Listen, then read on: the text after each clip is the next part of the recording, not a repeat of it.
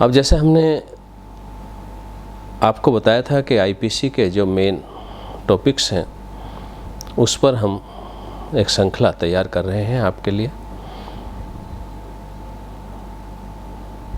Offence के stages या ingredients या फैक्टर्स बताने के बाद आज हम चर्चा करेंगे एप्लीकेबिलिटी ऑफ आईपीसी। आईपीसी की एप्लीकेबिलिटी कहाँ तक है, किस सीमा तक है। इसमें जनरली प्री में कोई क्वेश्चन आ जाता है, मेंस में भी आए हैं, राजस्थान वगैरह में, एमपी वगैरह में, यूपी में शायद नहीं आए कभी, लेकिन शॉर्ट नोट आ सकता है applicability of Indian penal code. तो इसके लिए सबसे पहला सेक्शन 1 जो ये कहता है कि ये पूरे भारत में लागू होगा एक्सेप्ट जम्मू एंड कश्मीर। 370 हटने के बाद ये जम्मू कश्मीर में भी लागू होना चाहिए। वहाँ अगर कोई एक्ट लागू होता है इस तरह का तो उसका नाम रणबीर पेनल कोड है, रणबीर पेनल कोड है, वो लागू होता था। Section 2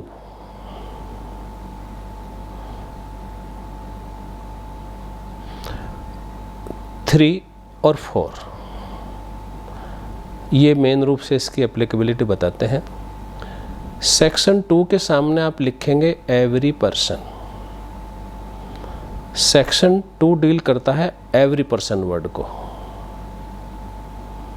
section 3 any person. Section 4 citizen of India plus every person.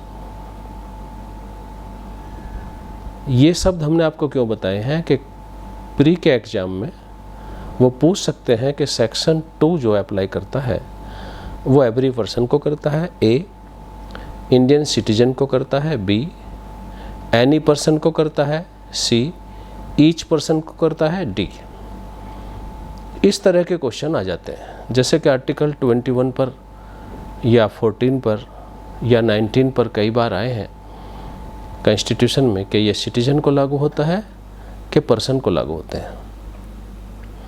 इसी तरह से यहाँ पर भी ये प्री में क्वेश्चन पूछ सकते हैं आपसे। तो हम रिपीट कर रहे हैं, सेक्शन 2 के सामने आप लिखें एवरी पर्सन, सेक्शन 3 के सामने लिखें एनी पर्सन और सेक्शन 4 के सामने लिखें सिटीजन ऑफ इंडिया और एवरी पर्सन। अब रिपीट करते हैं दोबारा सेक्शन 2। सेक्शन 2 ये कहता है ये इंट्रा टेरिटोरियल जुरिडिक्शन को डील करता है। सेक्शन 2 के सामने लिखे इंट्रा टेरिटोरियल जुरिडिक्शन यानी कि आंतरिक क्षेत्रिक क्षेत्राधिकार, आंतरिक इंडिया का। इंडिया में कोई ऑफेंस करेगा तो उसका ट्रायल आईपीसी के तहत होगा। इस नियम के कुछ एक्सेप्शन हैं और ये हर पर्सन पर लागू होता है, इसलिए वर्ड एवरी पर्सन आया है। लेकिन इसके कुछ एक्सेप्शन नहीं बल्कि एग्जेम्पशन क्लाउज है, एक्सेप्शन कोई नहीं इसका। Every person who commits an offence punishable under this act is to be tried in India under this act. इसका कोई एक्सेप्शन इस नियम का नहीं है, लेकिन एग्जेम्पशन क्लाउज है, यानी कि कुछ पर्सन एग्जेम्प्टेड है जो ऑफेंस करने के बाद भी आईपीसी के तहत उनका ट्रायल नहीं होगा। वो कौन कौन से पर्सन है? नंबर 1 पे आएंगे आपके सोवरेन, फॉरेन सोवरेन, जो भी सोवरेन अथॉरिटीज़ हैं अगर इंडिया में विजिट करते हैं, कोई ऑफेंस करते हैं, तब उनका ट्रायल नहीं होगा। सेकंड एम्बेसडर, इंडिया में जो एम्बेसडर होते हैं उनका कभी भी आईपीसी के तहत ट्रायल नहीं होता। इसके बाद आते हैं एलाइन एनिमी। एनिमी का ट्रायल तो होता है लेकिन आईपीसी के तहत नहीं होता, वो मार्शल ट्रायल होता है। एलाइन एनिमी अगर पकड़े जाते हैं तो उनका ट्रायल आईपीसी के तहत नहीं होता। इसके बाद आर्मी पर्सन, उनका ट्रायल भी आईपीसी के तहत नहीं होता। और लास्ट है प्रेसिडेंट और गवर्नर, आर्टिकल 361 ऑफ कॉन्स्टिट्यूशन। वहाँ पर इनको प्रिविलेज दिए गए हैं कि जब तक ये ऑफिस में रहेंगे तब तक इनका ट्रायल किसी ऑफेंस के लिए नहीं होगा। इसके बाद आता है सेक्शन 4। सेक्शन 4 ये डील करता है कि कोई भी इंडियन सिटीजन दुनिया में कहीं भी ऑफेंस करे, अगर वो आईपीसी के तहत पनिशेबल है तो उसका ट्रायल जो है इंडिया में होगा। इसका सेकंड पोर्शन है एवरी सिटीजन को लेकर। अगर वो इंडियन शिप पर है, जो इंडियन शिप इंडिया के नाम रजिस्टर्ड है, चाहे वो कहीं पर भी है दुनिया में, लेकिन वो रजिस्टर्ड इंडिया के नाम से है, वहाँ कोई ऑफेंस करता है तब उसका ट्रायल भी इस आईपीसी के तहत होगा। यहीं पर सेक्शन 188 सीआरपीसी भी पढ़ें आप। 188 सीआरपीसी रिमाइंड करें आप अपने मन में क्या है, कुछ लोग कर पाए होंगे। 188 सीआरपीसी यही कहता है कि अगर आउटसाइड ऑफेंस किया है तो इंडिया में वो जहाँ भी मिलेगा, सपोज गोवा में मिला वो, या बॉम्बे उतरा फ्लाइट से, या दिल्ली उतरा, तो वहीं पर उसका ट्रायल हो सकता है। यहीं पर आप छोटी सी जानकारी रख सकते हैं एक्सट्रेडिशन की, कि अगर कोई नहीं मिलता, यहाँ आता ही नहीं, ऑफेंस किया उसने इंडिया में या बाहर किया ऐसा ऑफेंस जो पनिशेबल है इंडिया में, लेकिन नहीं मिलता है, नहीं आता है, तो वहाँ पर फिर एक्सट्रेडिशन की व्यवस्थाएं लागू होती है, जैसी अबू सलेम के लिए है। हालांकि जो देश एक्सट्रेड करता है, भेजता है हमारे यहाँ, एक्सट्रेडिशन करता है, वो कुछ कंडीशन अपनी लगा सकता है, कुछ कंडीशन इम्पोज करता है। जैसे कि अबू सलेम में एक कंडीशन इम्पोज की गई थी कि उसको आप फांसी की सज़ा यानी कैपिटल पनिशमेंट नहीं देंगे, और इस कंडीशन को इंडियन कोर्ट्स ने और भारत सरकार ने फॉलो किया। उसको सजाएं हुई लेकिन कैपिटल पनिशमेंट नहीं हुआ। इसके बाद आता है सेक्शन 5। सेक्शन 5 एक्सक्लूजन क्लाउज है। ये एक्सक्लूड करती हैं कुछ मैटर्स को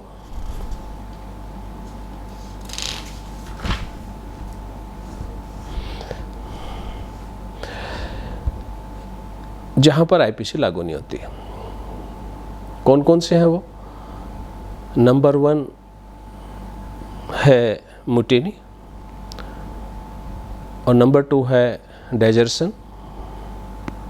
अगर सेनाओं के किसी सोल्जर ने या किसी ऑफिसर ने डेजर्ट किया है खुद को सेना से, तो वहाँ पर ये आईपीसी लागू नहीं होगा। ऐसे ही मुटिनी तख्ता पलट किया या उसका प्रयास, उसके लिए भी इंडियन पेनल कोड लागू नहीं होगा। तीसरा है लोकल लॉ। लोकल लॉज हैं उस पर आईपीसी लागू नहीं होता। हालांकि बहुत सारे ऑफेंस पनिशेबल होते हैं लोकल लॉ में, जैसे इलेक्ट्रिसिटी एक्ट है, बिजली की चोरी के ऑफेंसेस हैं, urban planning and development act है, वहाँ बहुत सारे ऑफेंस पनिशेबल हैं, म्यूनिसिपैलिटीज़ एक्ट में भी ऑफेंस पनिशेबल हैं, पंचायत राज एक्ट में भी कुछ ऑफेंसेस हैं जो उसी एक्ट के तहत पनिशेबल हैं। ऐसे ऑफेंसेस पर आईपीसी लागू नहीं होते। इसके बाद आते हैं स्पेशल लॉ। वहाँ पर भी आईपीसी लागू नहीं होती है। स्पेशल लॉ जैसे गैंगस्टर एक्ट है, SC/ST एक्ट है, पॉक्सो एक्ट है, इन सब के लिए ट्रायल की एक अलग व्यवस्था है, अदालतें भी इनकी अलग हैं। अब इनका नंबर बहुत है। अब ड्रग्स एक्ट वाला है, NDPC एक्ट जिसको हम बोलते हैं, नारकोटिक ड्रग्स वाला एक वो एक्ट है, उस पर भी आईपीसी लागू नहीं होती है। इस तरह से सेक्शन 5 एक्सक्लूजन क्लाउज है। प्री में क्वेश्चन पूछते हैं कैसे? वो पूछ सकते हैं कि एक्सक्लूजन क्लाउज कहाँ है आईपीसी में। ऑप्शन देंगे सेक्शन 3, 4, 5, 6, तो आपको टिक करना है 5 पर, सेक्शन 5। या वाइस वर्सा पूछ सकते हैं कि सेक्शन 5 में क्या व्यवस्था है, तो वहाँ पर आप टिक करेंगे एक्सक्लूजन क्लाउज, जहाँ जहाँ आईपीसी लागू जिन टॉपिक्स पर नहीं होती। ये एक्सक्लूजन, अगर एक्सक्लूजन क्लाउज वर्ड लिख के दिया है और अगर उसी का सिनोनिमस कोई दिया है तब उसको आप टिक करेंगे। इसी तरह से सेक्शन 4 में कोई प्रॉब्लम दे सकते हैं कि एक सिटीजन है इंडिया का, विदेश गया है, वहाँ उसने एक ऑफेंस किया है, वो इंडिया में पकड़ा गया है, उसका ट्रायल कहाँ पर होगा। इसकी शर्त यह है कि जो ऑफेंस विदेश में हुआ है वो वहाँ पनिशेबल है या नहीं, इसकी कोई महत्ता नहीं है। वहाँ पर पनिशेबल हो या नहीं हो, आंसर देते समय आप ध्यान रखेंगे कि वो इंडिया में पनिशेबल होना चाहिए। अगर इंडिया में पनिशेबल है तो उसका ट्रायल होगा और सेक्शन 188 CRPC के अनुसार जहाँ भी वो मिलेगा वहीं पर उसका ट्रायल होगा।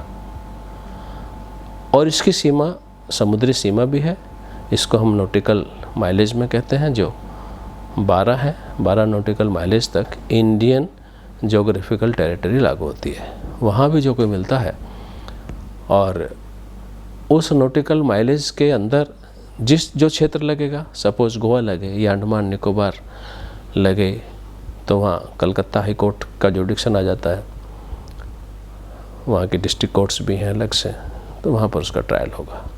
तो इस तरह से ये चैप्टर आपका समाप्त हुआ, जिसका नाम है applicability of Indian penal code. Generally pre में इस पर कोई क्वेश्चन पूछा जा सकता है। Thank you.